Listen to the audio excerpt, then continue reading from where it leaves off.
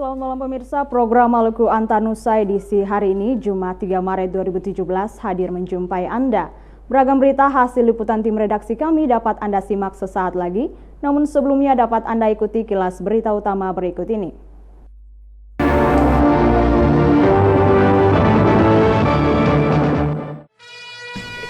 Pasar Ropesi di Desa Wahai dilalap si jago merah.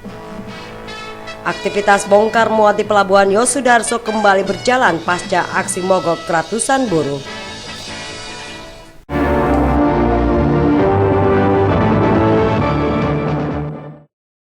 Demikian antara lain topik berita utama Maluku Antanusa malam ini, dan bersama saya Anastasia Kakisina, kita ikuti berita selengkapnya.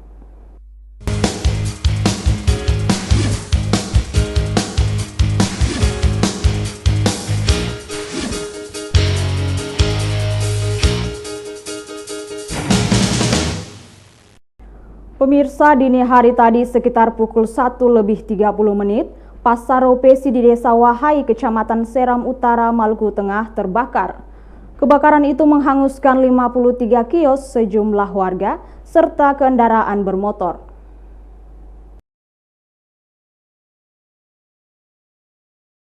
Kebakaran Pasar Ropesi di Desa Wahai, Seram Utara diperkirakan akibat korsleting listrik. Saksi di lokasi kejadian menyebutkan api berasal dari belakang rumah kosong milik warga setempat.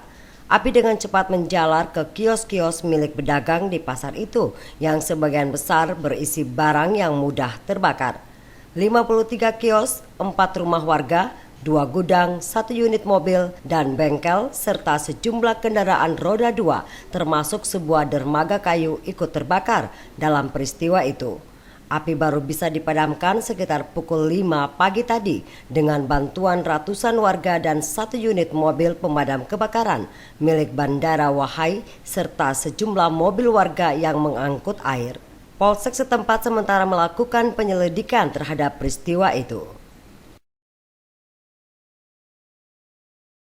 Aktivitas bongkar muat di Pelabuhan Yosudarso, Ambon kembali berjalan pasca aksi mogok ratusan buruh pelabuhan 2 hari lalu. Sebelumnya, buruh pelabuhan melakukan aksi mogok kerja menolak kebijakan PT Pelindo Cabang Ambon terkait penggunaan tarif masuk dan kartu pas bagi buruh yang hendak beroperasi di Pelabuhan Yosudarso.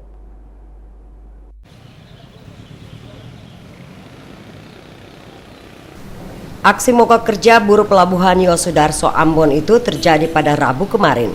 Mereka menduga PT Pelindo Cabang Ambon akan memberlakukan tarif pas masuk baru. Namun setelah adanya komunikasi antara pihak Pelindo dengan para buruh, aksi mogok itu dihentikan. Menurut General Manager PT Pelindo Cabang Ambon, Farid Padang, dirinya telah menjelaskan kepada para buruh bahwa tarif pas masuk baru belum diberlakukan oleh pihak Pelindo. Untuk penerapan tarif peti kemas, hari ini saya keluarkan surat penundaan untuk penerapan tarif baru.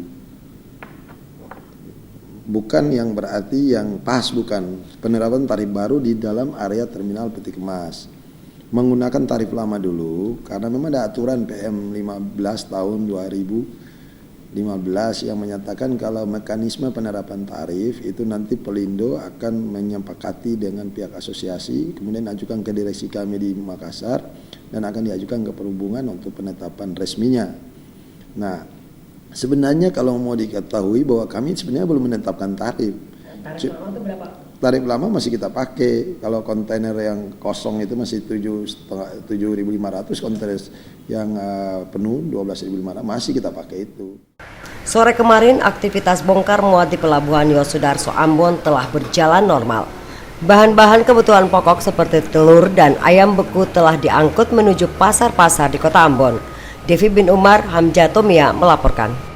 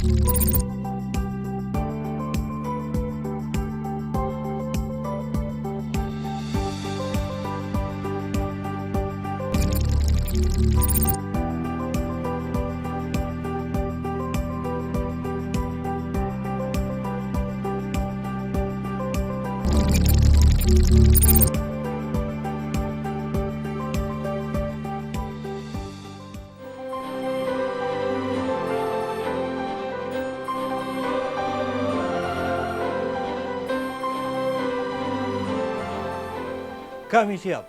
Kami siap. Kami siap. Kami siap. Kami siap. Kami siap. Melalui momentum HUT ke-24 TVRI Maluku, kami tingkatkan pelayanan kepada masyarakat Maluku dengan meningkatkan penyiaran melalui saluran digital 8-10 jam per hari. Siaran digital merupakan pengembangan dari siaran live streaming yang sudah dilakukan sejak Oktober 2016 yang lalu.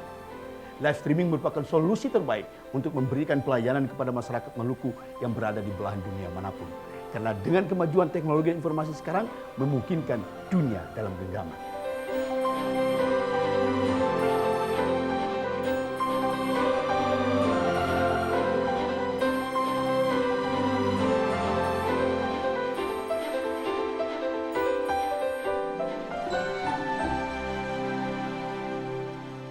Adanya temuan sebanyak 24.000 orang yang tak diundang dalam pilkada lalu dibantah Ketua KPUD Kota Ambon Martinus Kainama. Begitu juga dengan pemberitaan media yang menyatakan 44.486 undangan pemilih yang tak tersalurkan oleh KPPS belum dapat dibuktikan.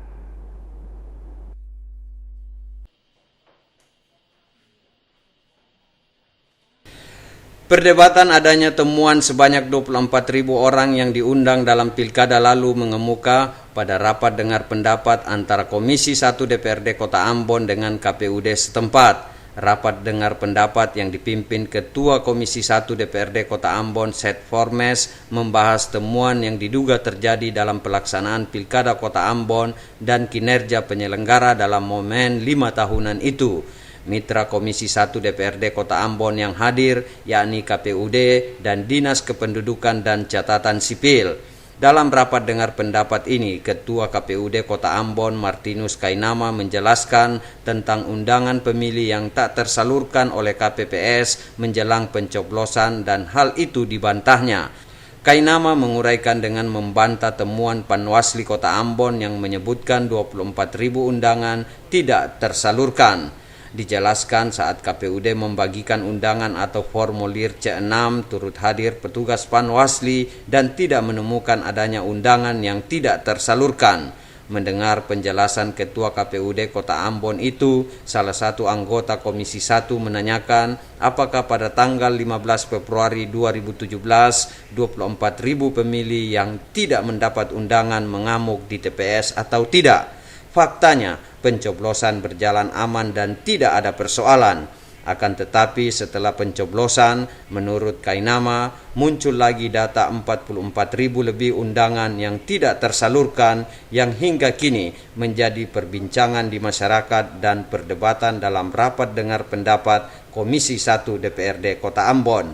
Perdebatan terkait dengan adanya temuan itu belum dapat dituntaskan karena dalam rapat dengar pendapat yang digelar Komisi 1 DPRD Kota Ambon tidak dihadiri pihak Panwasli yang merekomendasikan adanya temuan itu.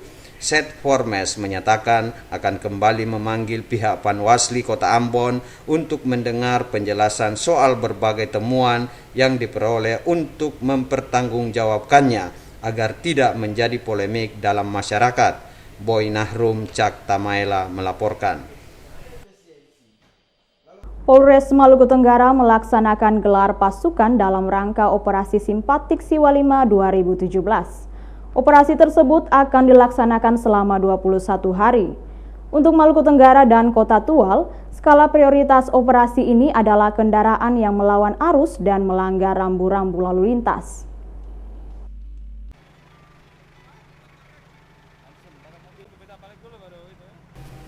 Rabu lalu secara serentak di seluruh Indonesia digelar operasi simpatik. Operasi itu berlangsung selama 21 hari. Di jajaran Polda Maluku, operasi simpatik itu dilaksanakan dengan sandi Operasi Siwalima 2017. Di Maluku Tenggara dan Kota Tual, Kapolres Maluku Tenggara AKBP Agus Rianto memimpin apel pasukan dalam rangka operasi simpatik tersebut. Menurut Kapolres, operasi simpatik Siwalima di Maluku Tenggara dan Kota Tual bertujuan agar pengendara tertib berlalu lintas. Polisi juga melakukan sosialisasi penggunaan helm standar nasional Indonesia atau SNI. Hal itu dimaksudkan untuk mengurangi korban akibat kecelakaan lalu lintas di sana. Kasat Lantas Polres Maluku Tenggara John Baumase mengatakan sasaran operasi simpatik Siwalima 2017 adalah pengendara yang melawan arus serta melanggar batas kecepatan dan rambu-rambu lalu lintas. Dengannya diharapkan terjadi peningkatan disiplin masyarakat dalam berlalu lintas. Hal itu dapat berimplikasi pada menurunnya angka kecelakaan lalu lintas jalan di wilayah itu. Polisi juga akan melakukan sosialisasi penggunaan helm SNI. Menurut Baumase, sejak penggunaan helm SNI, angka kematian akibat kecelakaan lalu lintas jalan di Kota Tual dan Maluku Tenggara menurun drastis. Skala prioritas bagi Polres Maluku Tenggara adalah penggunaan helm SNI. Karena hampir sebagian besar kecelakaan yang terjadi di Polres Maluku Tenggara ini baik di kota maupun kabupaten, masyarakatnya meninggal karena benturan kepala. Dan belum ada kesadaran dari masyarakat di Kota Tual tentang penggunaan helm standar SNI, baik itu di bagian depan maupun yang di bonceng, sehingga fatalitas terjadinya kecelakaan lalu lintas bermula dari pelanggaran mengakibatkan banyak yang meninggal dunia akibat terbentur kepala. Selain melibatkan jajaran Polres Maluku Tenggara, operasi simpatik Siwalima di sana melibatkan personil TNI Angkatan Darat, Angkatan Laut dan Angkatan Udara serta Dinas Pendapatan daerah setempat. Dari Tual, Mesak Tatipi Kalawan melaporkan. Koordinator Kopertis Wilayah 12 Maluku Utara Sainuddin Notanubun menyatakan, Ombudsman Republik Indonesia tidak berwenang melakukan pencabutan terhadap SK Menristek Dikti terkait pengalihan pengelolaan Universitas Darussalam Ambon. Sebelumnya, Ombudsman melayangkan surat kepada Menteri Ristek Dikti untuk mencabut keputusan pengalihan pengelolaan yayasan dengan alasan kasus itu masih berproses di Mahkamah Agung.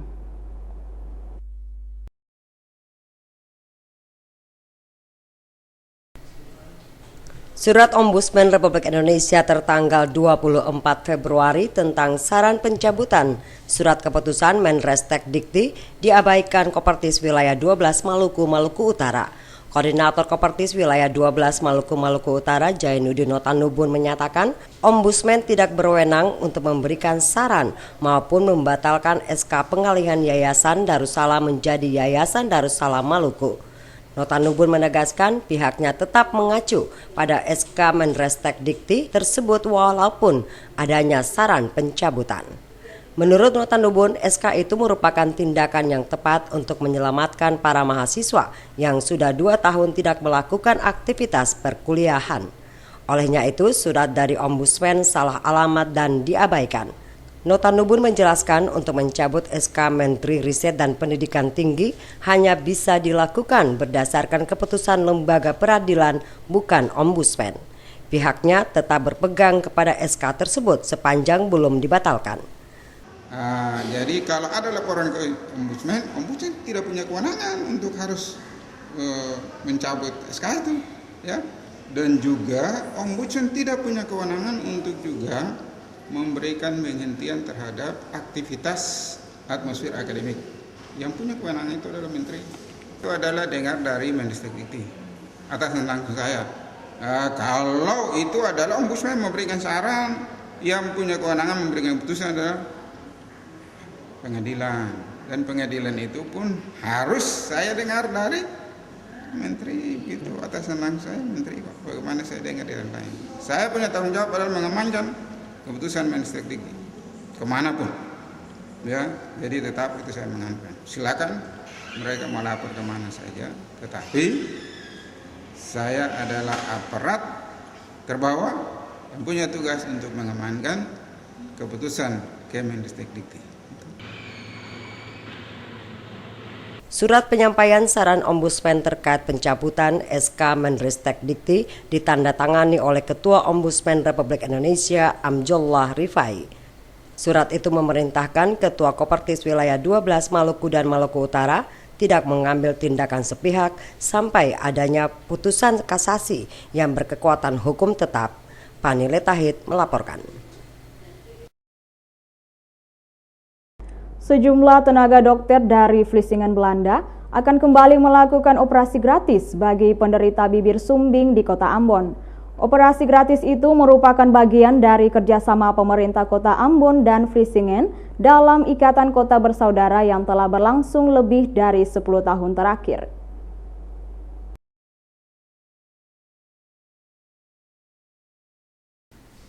Untuk memenuhi derajat kesehatan bagi masyarakat di Kota Ambon, khususnya bagi anak balita usia 4 hingga 5 tahun, penderita bibir sumbing, Pemkot Ambon bekerja sama dengan pemerintah Kota Vlissingen kembali melakukan operasi bibir sumbing tahun ini.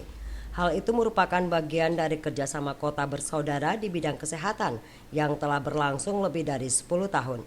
Sekretaris Kota Ambon, Agilato Heru mengatakan, kerjasama yang dibangun kedua kota ini dapat dirasakan manfaatnya terutama bagi penderita bibir sumbing.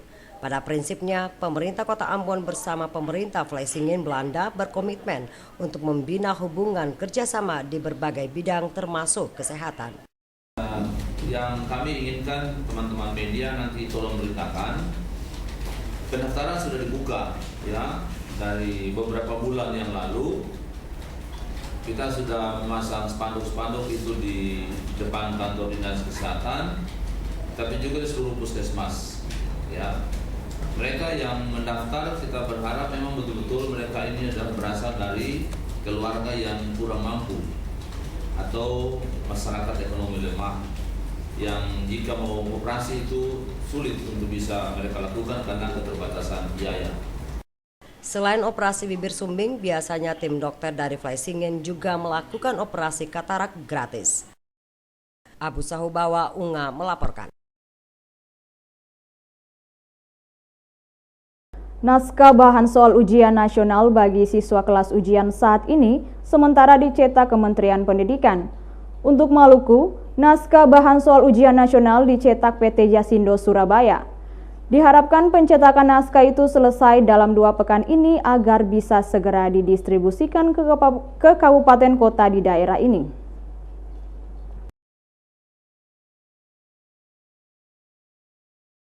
Sesuai keputusan Kementerian Pendidikan Nasional, naskah soal ujian nasional untuk Maluku dicetak di Surabaya. Pencetakan dilakukan PT Jasindo Surabaya. Ditetapkannya Surabaya sebagai tempat pencetakan naskah soal ujian nasional dengan alasan transportasi yang mudah. Kepala Bidang Pendidikan SMA, J. Kesaulia mengatakan pencetakan telah dilakukan pekan lalu dan diharapkan selesai dalam waktu dekat ini. Menurutnya, setelah selesai dicetak, naskah soal ujian nasional tersebut akan dikirim ke Maluku dan dilanjutkan dengan pendistribusian yang disesuaikan dengan rute dan jadwal kapal.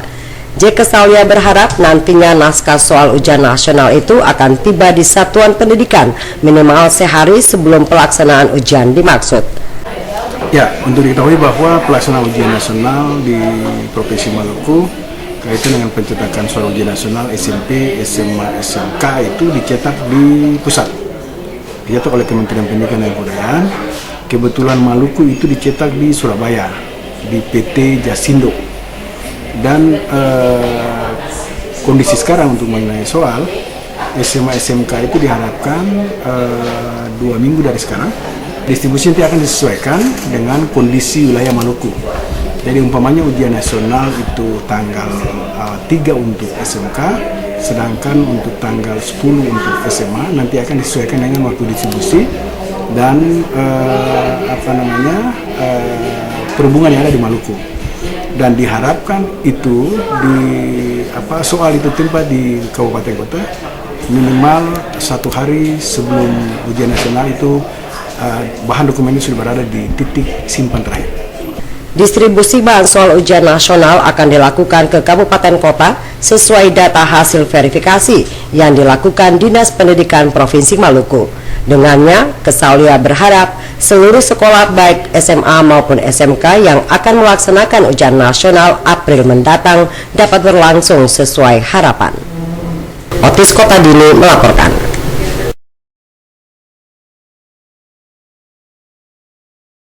Madrasah Aliyah Negeri 1 Ambon dan 3 SMP di Kota Tual mengundurkan diri dari pelaksanaan ujian nasional berbasis komputer. Alasan pengunduran diri itu adalah tidak memiliki sarana komputer yang memadai.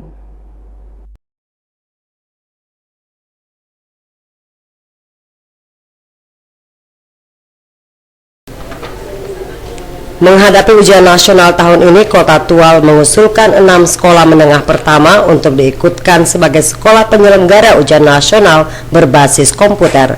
Dari 6 sekolah itu, hanya 3 sekolah yang lolos verifikasi dan dapat melaksanakan ujian nasional berbasis komputer. Sementara 3 sekolah lainnya mengundurkan diri. Pengunduran diri ketiga SMP di Kota Tual itu karena mereka tidak memiliki sarana penunjang berupa komputer yang memadai. Hal ini disampaikan Kepala Bidang Pendidikan SMA Dinas Pendidikan Maluku J. Kesaulia. Selain Kota Tual, di Kota Ambon juga terdapat 1 sekolah menengah atas yang mengundurkan diri dengan alasan yang sama. Sekolah yang mengundurkan diri itu adalah Madrasah Aliyah Negeri 1 Ambon. Ternyata sampai terakhir kemarin kami memantau, ataupun sampai hari ini, ternyata ada beberapa sekolah di Kota Ambon, contohnya seperti SMA. Ada SMA Kota Ambon, ada yang terakhir itu satu sekolah mengundurkan diri dari MA Batu Merah atau MA Negeri Ambon, yang tadinya dia bersedia, tetapi akhir sampai hari ini dia tidak bersedia dengan alasan bahwa servernya tidak lengkap. Ada yang pertama server, yang kedua juga memang harusnya sekolah juga sosialisasi kepada orang tua bahwa siswa melaksanakan UNBK. Ada beberapa Kota Tua terutama itu ada kurang lebih 4, ada 3 SMP yang mengundurkan diri. Tapi kalau SMA SMK sekarang. Dengan pengunduran diri 4 sekolah itu, maka di Maluku sekolah yang mengikuti UNBK tingkat SMP sederajat sebanyak 23 sekolah, SMA 24 sekolah, dan SMK 35 sekolah. Sementara jumlah siswa yang mengikuti ujian nasional berbasis komputer tingkat SMP sederajat 3.386 siswa, SMA 3.991 siswa, dan SMK 3.206 siswa. Otis Kotadini melaporkan.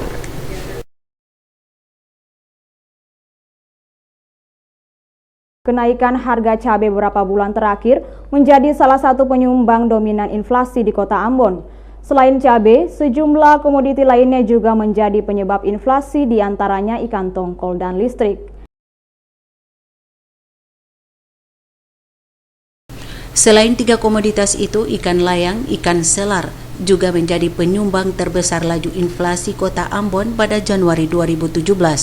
Kepala BPS Maluku Dumangar Hutauruk menyebutkan, Badan Statistik Provinsi Maluku mencatat pada bulan Januari 2017 terjadi inflasi di Kota Ambon sebesar 0,28% dengan indeks harga konsumen IHK 126,20. Menurut Kepala Balai Hortikultura dan Tanaman Pangan Provinsi Maluku, Umar Pelupesi mengatakan, komoditas khusus hortikultura termasuk cabai dan bawang merah sangat mempengaruhi laju inflasi Kota Ambon. Perkembangan hortikultura dari segi harga cukup menggembirakan, sehingga terjadi peningkatan nilai tukar petani khususnya petani hortikultura. Pelupesi berharap pemerintah melalui lembaga lainnya juga harus mendorong para petani hortikultura termasuk sayur, buah, dan komoditi lainnya untuk mengembangkan usaha mereka dalam jumlah besar. Belum lama ini, pemerintah Provinsi Maluku telah meluncurkan penanaman cabai secara masif di kabupaten kota di Maluku. Dipilihnya cabai karena komoditi ini merupakan salah satu komoditi penting yang memicu inflasi, baik di Ambon maupun secara nasional. Komoditi cabai ini sangat strategis sekarang, dan itu yang memicu adanya peningkatan, terjadi inflasi, sehingga pemerintah melalui bantuan-bantuan itu diharapkan bisa menekan adanya inflasi. Di samping itu juga kecenderungan para petani kita ini juga maupun konsumen lebih memilih produk-produk yang aman. Artinya mereka tidak lagi melihat dari aspek harga, tapi kualitas komoditi tersebut sekarang menjadi tren. Sehingga diharapkan para petani juga bisa memanfaatkan bahan-bahan alami seperti untuk penanggulangan OPT. Saya kira tidak perlu dengan menggunakan pestisida kimia. Bisa dengan alamiah, misalnya pestisida nabati atau pakai agensi hayati seperti trichoderma atau PGPR. Sehingga juga diharapkan hasil dari petani itu dia ramah terhadap lingkungan. Saat ini konsumen cenderung memilih produk yang aman dan berkualitas tanpa melihat harga. Karenanya petani diharapkan dapat memanfaatkan tren ini dengan menghasilkan produk tanpa bahan kimia dan ramah lingkungan. Rahmalatu Konsina dan Junaidi Asril melaporkan. Setelah turun beberapa pekan lalu, kini harga cabai rawit kembali naik di Kota Ambon. Naiknya harga cabai tersebut diakibatkan kurangnya pasokan cabai dari sentra-sentra produksi.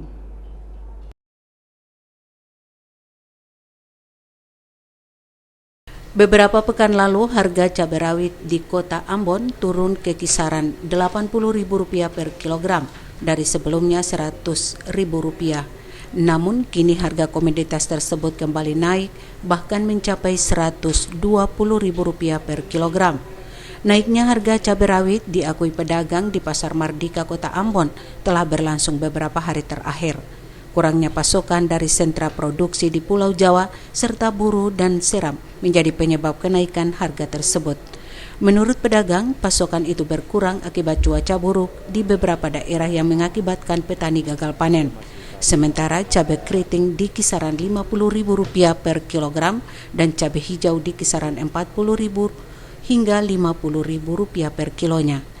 Sekarang harga cili ada naik, Pak. Berapa? Berkisar berapa? Kalau cili besar itu 40 1 kilo, kalau cili kecil 80. Biasanya berapa? Biasanya tuh kalau cili kecil biasanya 1 kilo 40. Kalau yang besar biasanya 20. Selain cabai rawit, harga daging ayam juga mengalami kenaikan. Saat ini harga daging ayam berada di kisaran Rp40 hingga Rp45.000 per ekor. Padahal sebelumnya ayam beku dijual Rp33 hingga Rp36.000 per kilogram. Walaupun terjadi kenaikan harga cabai dan daging ayam beku, harga sayur mayur relatif stabil. Kangkung dan bayam dijual per ikat Rp5.000. Bawang merah dan bawang putih Rp40.000 per kilogram. Tomat per kilo Rp18 hingga Rp20.000 dan telur ayam per butirnya Rp1.500. Harga telur sementara ini lagi stabil. Yang paling besar Rp1.400, terus yang kecil Rp1.300. Rahmalatu Konsina dan Junaidi Asril melaporkan. BPTP Balitang Maluku mencanangkan gerakan menanam cabai nasional kemarin di Ambon. Pencanangan tersebut melibatkan tim penggerak PKK, IWAPI, dan KPPI Maluku.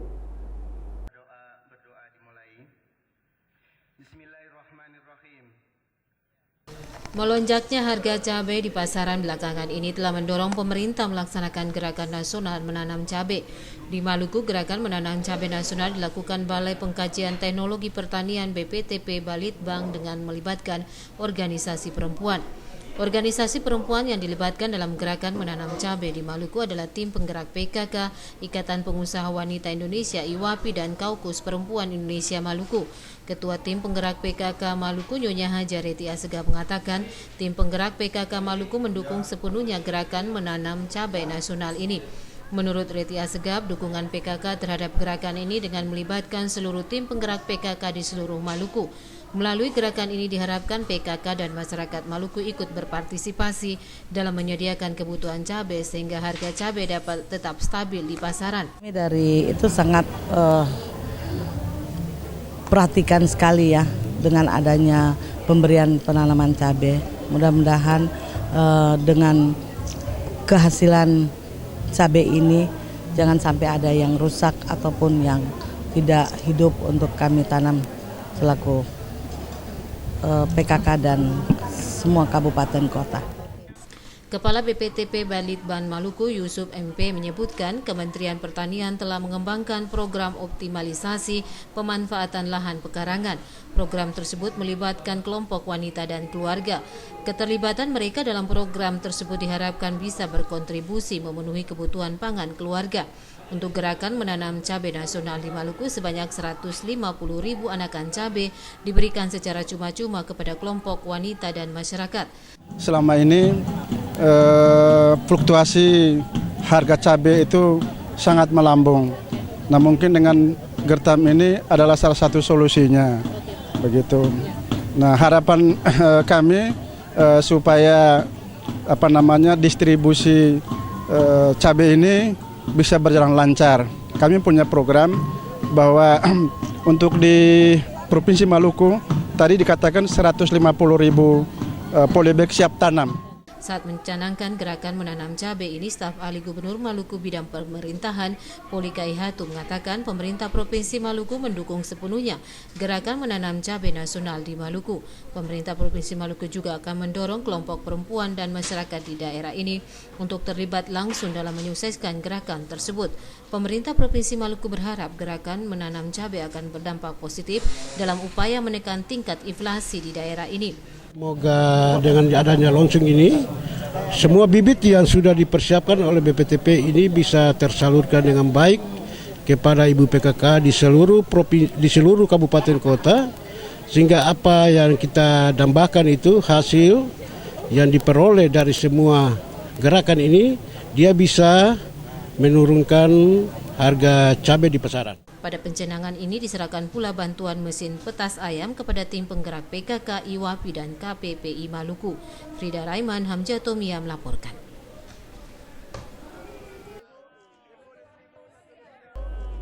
Memeriahkan hari ulang tahun ke-53, Angkasa Pura I Ambon Bandara Patimura menyelenggarakan serangkaian kegiatan. Salah satunya adalah pemberian beasiswa bagi sejumlah sekolah yang berada di kawasan bandara.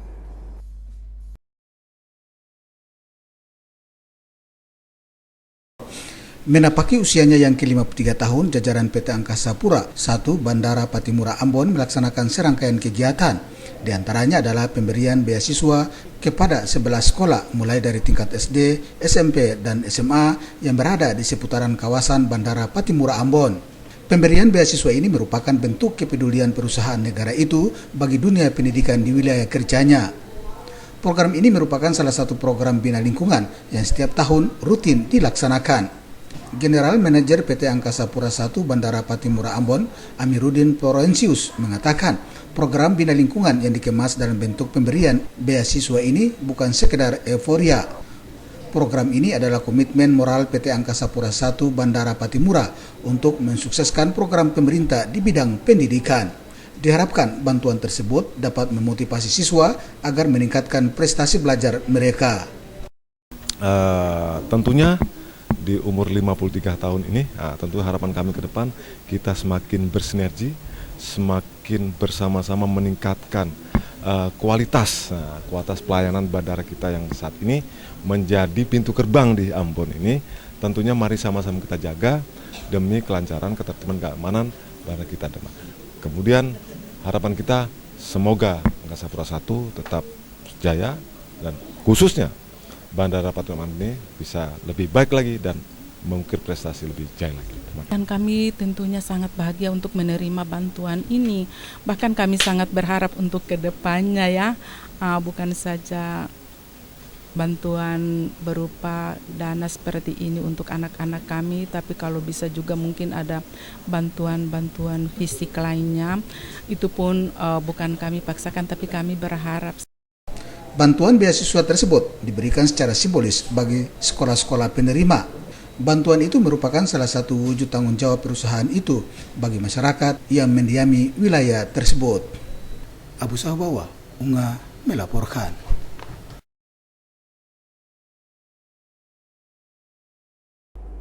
Menyambut hari ulang tahun Yayasan Kemala Bayangkari yang ke-37, Bayangkari daerah Maluku menggelar olahraga bersama. Kegiatan tersebut dimeriahkan dengan pengundian kupon dengan hadiah total puluhan juta rupiah.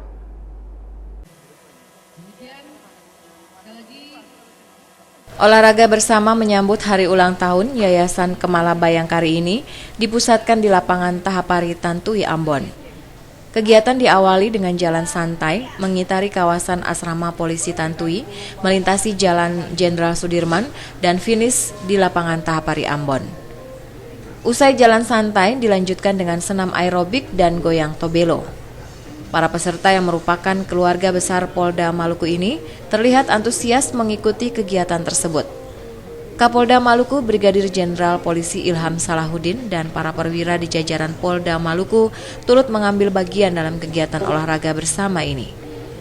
Ketua Yayasan Kemala Bayangkari Daerah Maluku, Nyonya Ferry Ilham Salahuddin mengatakan, menyambut hari ulang tahun Yayasan Kemala Bayangkari ke-37 ini telah dilaksanakan sejumlah kegiatan termasuk bakti sosial untuk masyarakat di Kota Ambon.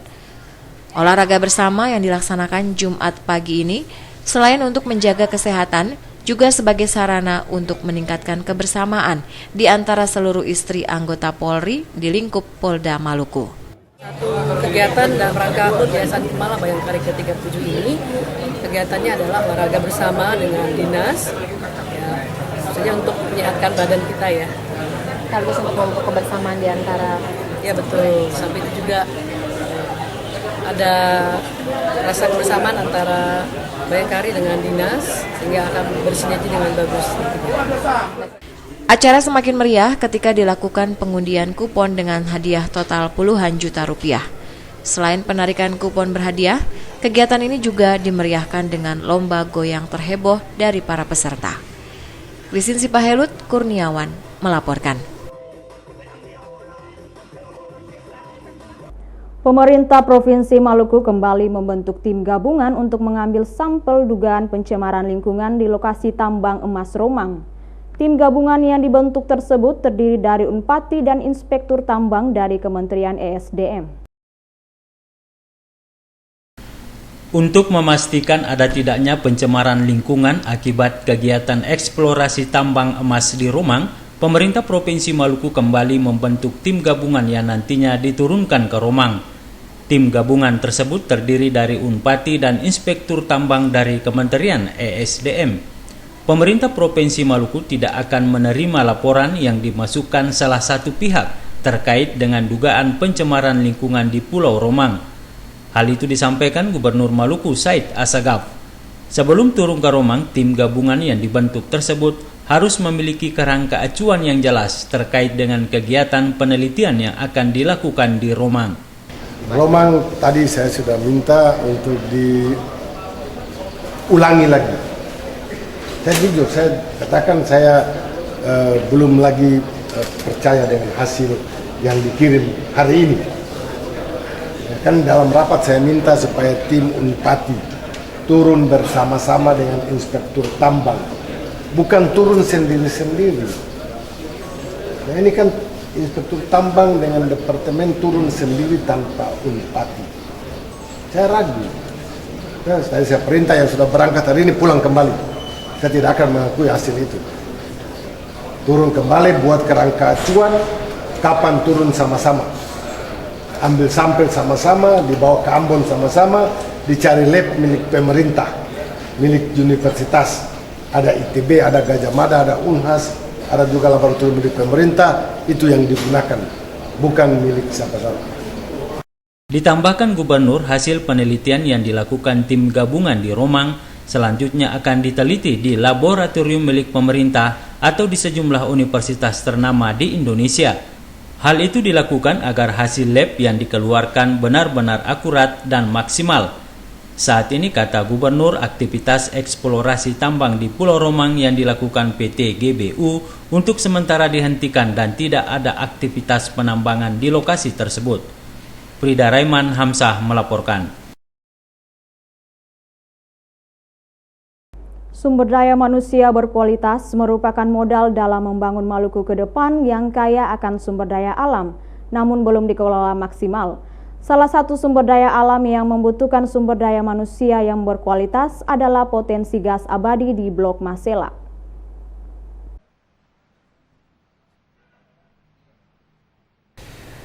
Dalam kunjungannya ke Politeknik Negeri Ambon, Menteri Riset Teknologi dan Pendidikan Tinggi Muhammad Nasir menyatakan sumber daya manusia berkualitas merupakan modal dalam membangun Maluku ke depan. Hal ini karena Maluku kaya akan sumber daya alam namun belum dikelola maksimal.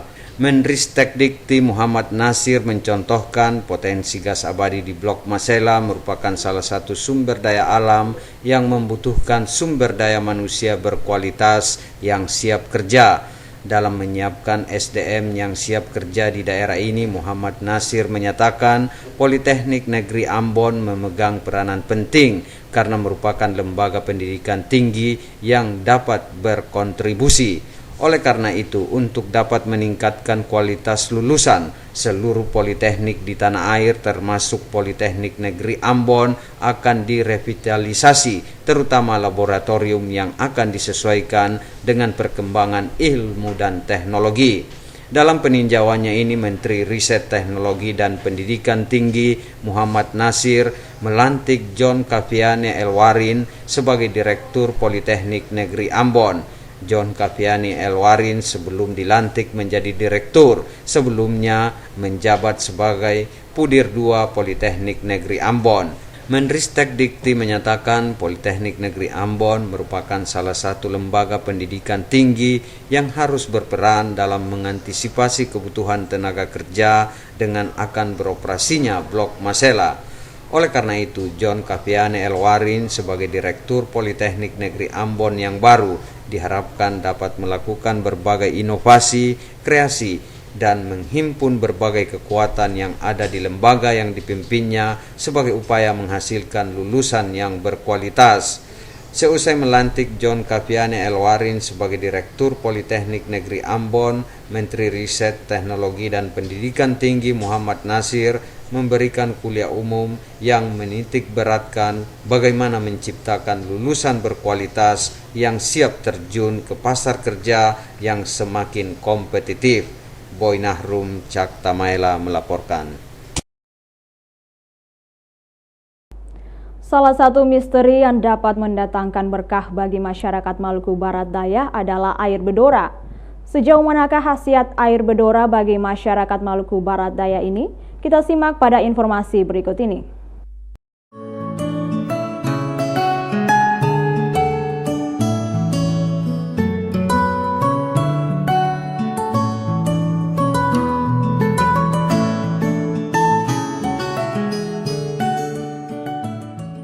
Menyusuri belantara Kabupaten Maluku Barat Daya yang berbatasan dengan Republik Demokratik Timur Leste dan Australia, gugusan pulau-pulau kecil dengan karakteristik unik memancarkan pesona bahari yang mempesona. Namun, di balik pesona bahari yang menjanjikan surga wisata tropis, tersimpan banyak misteri yang mengundang seribu tanya.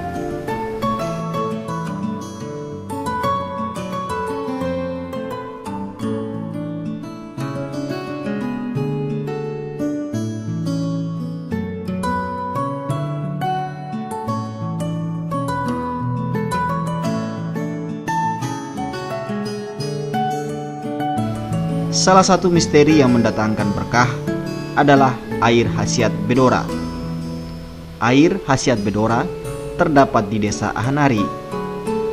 Jarak dari pusat desa ke lokasi air kira-kira 100 meter. Sedangkan jarak dari jalan utama ke air ini kira-kira 37 meter. Bersembunyi di dalam sebuah liang batu yang cukup dalam, air khasiat bedora dipercaya dapat menyembuhkan beragam penyakit yang dialami masyarakat lokal.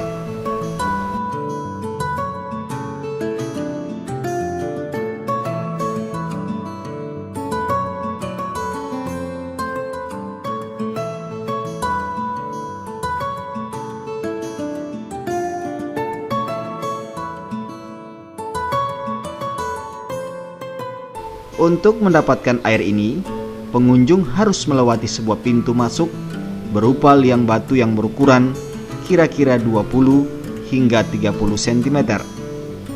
Namun sebelum memasuki liang batu atau goa, pengunjung diharuskan meminta izin dari pemilik air dengan mengikuti ritual adat agar air yang diambil berkhasiat dan terhindar dari kekeringan.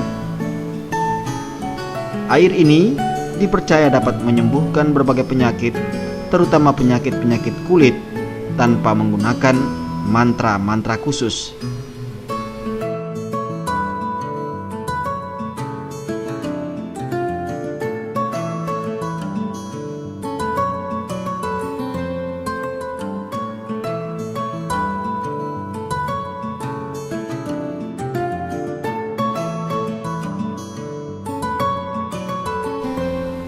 Keberadaan air khasiat Bedora bagi masyarakat Ahanari dan Maluku Barat Daya secara umum dianggap sebagai anugerah Tuhan yang mendatangkan banyak manfaat. Namun selain air khasiat Bedora, ada tempat pemandian di desa Ahanari yang dipercaya terbentuk dari peristiwa heroik, yakni pemandian air Berip dan Ahanari.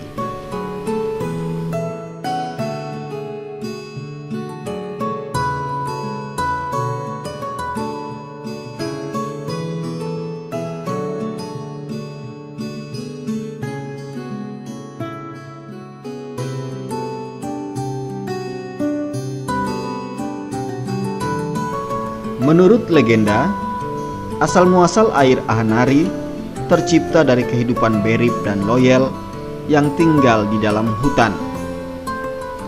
Lama tinggal di hutan, suatu ketika dua orang ini membuat kesepakatan untuk turun bertarung di pantai. Dalam kesepakatan tersebut disetujui siapa yang berhasil turun duluan ke kampung, maka dialah pemenangnya.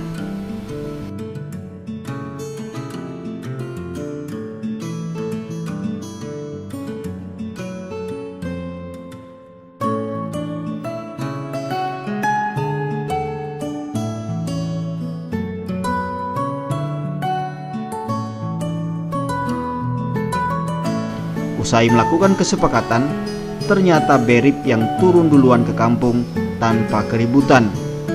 Sedangkan Loyel turun ke kampung dengan melakukan keributan dan membuat bencana.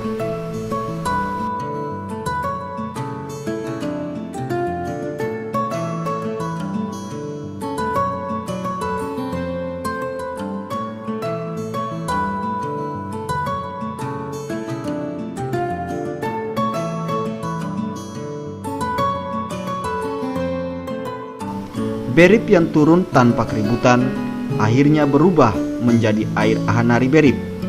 Sedangkan Loyel yang turun dengan membawa bencana berubah menjadi air Ahanari kecil.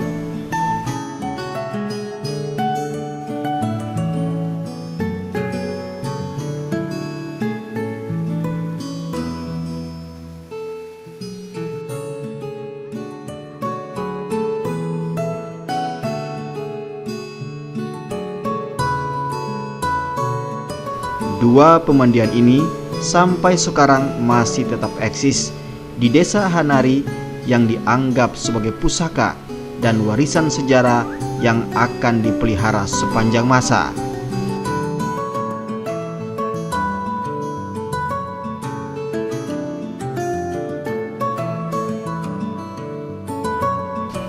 Misteri air khasiat Bedora dan berbagai fenomena alam yang masih tersembunyi di Kabupaten Maluku Barat Daya merupakan bagian dari kekayaan alam dan budaya Maluku yang tidak dijumpai di tempat lain. Jadi, tunggu apa lagi? Ayo, bergegaslah ke Kabupaten Maluku Barat Daya dan rasakan sensasi pesona wisata bahari di pulau-pulau terluar.